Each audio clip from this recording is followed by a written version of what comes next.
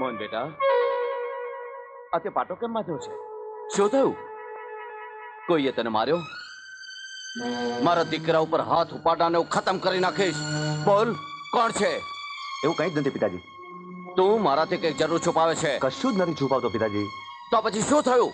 અરે બાજુના ગામમાં ગયા હતા, કબડ્ડી રમતા હાથ પર થોડું વાગી ગયું બસ.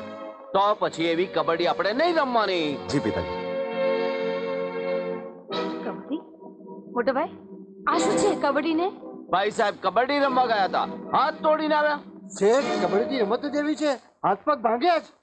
રઘુ કાકા, આવો બેહો બેહો. જોકે અમારે ત્યાં થોડી ઘણી અગવડ સગવડ તો પડશે, કારણ કે ક્યાં અમારું નાનકડું ખોયડું અને ક્યાં તમારો મોટો બંગલો. જોકે મારી દીકરી છે ગોપી, એ તમારા ખાનદાનને શોભે એવી છે. હા હા, શું ગુણિયલ, આ પાણી લાવવામાં કેમ આટલી બધી વાર થઈ? બેટા ગોપી, હા મારી દીકરી ગોપી છે.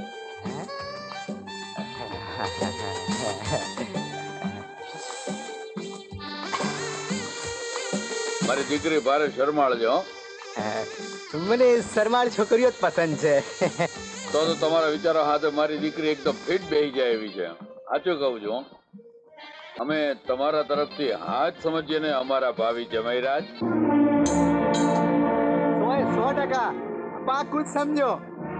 તો મારી દીકરી સુખી થઈ ગઈ. તમારા જેવો ખાનદાન જમાઈ મળ્યો, મારા તો ભાગ ખુલી ગયા. મારા તરફથી પાકું સમજો. પણ અમારી હા નથી. એટલે એમ કે તમે મારી દીકરી ગોપીના બાપને ઠેકાણે છો. અહીં આવતા પહેલા મારી દીકરીની ઉંમર તો પૂછવી હતી તમારે. અને તમારી પાસે ગમે એટલો પૈસો હશે, પણ મારી દીકરી માટે તુચ્છ છે, સમજ્યા? આ તો મારું અપમાન છે, એટલા માટે મને અહીંયા બોલાવ્યો તો. મેં તો તમને નથી બોલાવ્યા ને. મારી દીકરી કઈ રસ્તે રચાતી નથી. જેવા આવ્યા છો ને એવા હાલતી પકડો, હાલતી. આ તે હું કર્યું? ભાવિ જમાઈનું અપમાન કર્યું? કે આવો જમાઈ ગોતતા પહેલા મને પૂછવું તું તો ખરું. એમાં તને હું પૂછવાનું? માંડ માંડ હું હારું ઠેકાણું ગોતીને લાવેલો, ત્યાં તો મારી ફજતી કરી નાખી. ઘણું. એક તો મારી છોકરી માટે ઉંમર લાયક માણસ હોદી કાઢ્યો, એને નરકમાં ધકેલી દેવા તૈયાર થયા. જરા સરખો પણ વિચાર ના આવ્યો. બાબુ, જો તમને એટલી જ ભારે પડતી હો તો હું કૂવો પૂરીને મારું જીવતર ટૂંકાવી દઈશ બસ. તું ગમે એની હારે ભાગ ખેલતી હોય ત્યારે હું જોયા કરું. અરે તું આ ઘરની અંદર પેદા થઈને ત્યારથી જ મારા માટે બોજ બની ગઈ છે. એ બોજ હું હળવો કરવા માંગુ છું.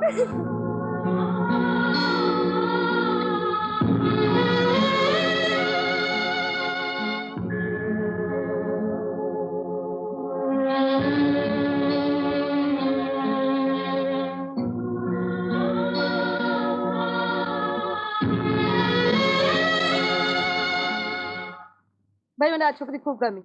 ખરેખર આપણા ખાનદાનને શોભે તેવી છે. નંદાલ શેઠની છોકરીની વાત કરો છો ને? ખરેખર હો ભાઈ, છોકરી ખૂબ સારી છે. હું એને મળી પણ છું અને વાત પણ કરી છે એની સાથે. અચ્છા. જુઓ. અરે મોહન બેટા, આવો બેસ. મોહન બેટા, તારા માટે કેટલીક છોકરીઓના મા બાપે કેણ મોકલ્યા છે અને સાથે સાથે ફોટોગ્રાફ પણ. ભાઈ, તું જે છોકરીને પસંદ કરીશ ને એને અમે લોકો બતાવી લઈશું. લેજો.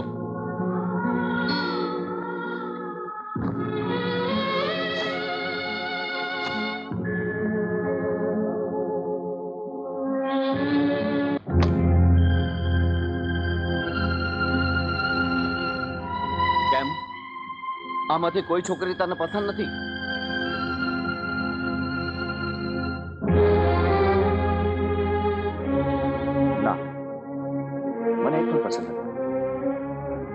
તો પછી તારા મનમાં કોઈ વસી ગઈ હોય તો એની વાત કરો. મારી પસંદગીને તમે સ્વીકારશો ખરા? એનો અર્થ એ થયો મોહન કે તે છોકરી પસંદ કરી લીધી છે, ખરું? હા પિતાજી. હા પાડતા પહેલા મારી એક શરત છે. એ છોકરી ઊંચા કુળની અને ઊંચા ખાનદાનની હોવી જોઈએ, સમજો? તમારી આ શરત મને મંજૂર નથી પિતાજી. એનો અર્થ એ કે તું સાવ સામાન્ય ઘરની છોકરી આ ઘરમાં લાવવા માંગે છે? હા, કારણ કે હું એને પ્રેમ કરું છું. એટલે મોહન, તું ગમે તે છોકરીને ગમે ત્યાંથી ઉપાડી આવે એટલે શું મારે હા પાડવાની? તમે માનો છો એવું નથી પિતાજી. તમે એકવાર એને જોશો ને તો વિચારતા થઈ જશો. મોહન, એ છોકરી છે કોણ? એનો બાપ શું કરે છે? એ છોકરીનું નામ શું છે? એ બાજુના ગામની છે અને એના પિતાજી ગામની અંદર ચાની નાની હોટલ ચલાવે છે અને છોકરીનું નામ છે રાધા. વાહ, શું ખાનદાની શોધી છે હા? ચાની કેટલી વાળાની છોકરી થશે આ ઘરની વહુ રાણી? કેવું મોહન, પડે? અશક્ય નથી. આ વાત મને મંજૂર નથી.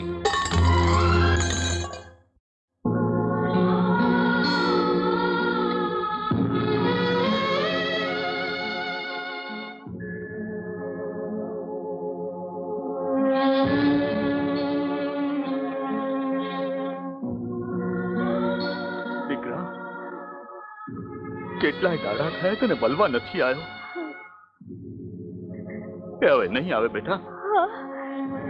તું એને ભૂલી જા બેટા. નથી તારું કામમાં મન પરોવાતું કે નથી તું ખાતી પીતી?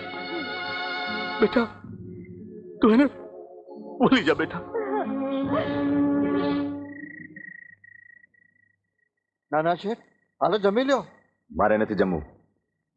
અરે પણ તમે નહીં જમો તો મોટા શેઠ પણ નહીં જમે. કીધું ને કે મારે નથી જમવું. અને એક વાત બરાબર સાંભળી લો, હવેથી હું ભૂખ્યો જ રહેવાનો છું અને હવે મહેરબાની કરી મને એકલો છોડી દો. મોહન બેટા, મોહન બેટા, તું આમ રિસાઈને જમવાની ના પાડે તો કેમ ચાલે દીકરા? આજ સુધી તારી બધી જ માંગણીઓ પૂરી કરી છે. ક્યારેય તને કોઈ વાતે ઓછું આવવા દીધું નથી.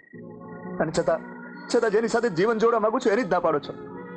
કારણ કે જુવાનીના જોશમાં આવી જઈને તું કોઈ ખોટું પગલું ભરી બેસે તો એક બાપ તરીકે તને રોકવાની મારી ફરજ છે બેટા. એવું નથી પિતાજી. અરે દીકરા, રાધા તો ગામડાની ઉછળતી કૂદતી છોકરી છે. એ આપણી હવેલીની રીત રસમથી ટેવાયેલી ન હોય. તમે એક વાર પિતાજી એને જોશો ને તો તમે રાજી થઈ જશો.